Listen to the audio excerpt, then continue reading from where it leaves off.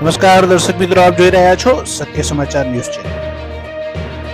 રાષ્ટ્ર નિર્માણની પ્રક્રિયામાં યોગદાન આપી શકે તેવા સમર્થ અને સક્ષમ યુવા તૈયાર કરવાના હેતુથી કડી સરો વિશ્વવિદ્યાલય દ્વારા 82મી નિઃશુલ્ક યુવા નેતૃત્વ શિબિર યોજાઈ.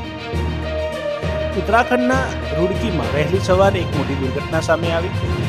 ગામમાં ઈંટના ભઠ્ઠાની દિવાલ ધરાશયી થતા અનેક મજૂરો કાટમાળમાં દટાયા.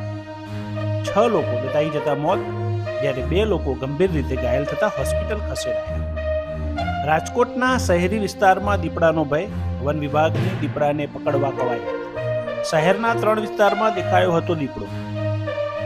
2023ની સૌથી યાદગાર પળો. G20 સમિટ, ચંદ્રયાન 3, એશિયન ગેમમાં મેડલની સંખ્યા 100 ને પાર. દેશનું નવું સંસદ ભવન અને વિશ્વનું સૌથી મોટું ધ્યાન કેન્દ્ર મળ્યું. ગાંધીનગર સિટીમાં દારૂની છૂટ અંગેના નિયમો જાહેર કરાયા. જેમની પાસે હેલ્થ પરમિટ છે તેમને ગિફ્ટ સિટીમાં દારૂની છૂટ નહીં મળે. વિઝિટર પરમિટ ધારકો ગિફ્ટ સિટીમાં દારૂનું સેવન નહીં કરી શકે. ટુરિસ્ટ પરમિટ ધારકો ગિફ્ટ સિટીમાં દારૂનું સેવન નહીં કરી શકે. ગિફ્ટ સિટીના કર્મીઓને અધિકૃત અધિકારી જ પરમિટ આપી શકશે. Guided missile. વિધ્વંસક INS ઇમ્ફાલ નૌકાદળમાં સામેલ. આ બ્રહ્મોસ મિસાઇલ 90 ડિગ્રી પર ફરીને હુમલો કરી શકે છે.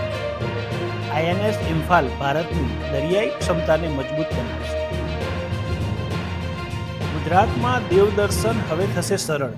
અમદાવાદથી પવિત્ર યાત્રાધામો માટે શરૂ થશે હેલિકોપ્ટર સેવા. અમદાવાદથી અંબાજી માત્ર 40 મિનિટમાં પહોંચી જવાશે.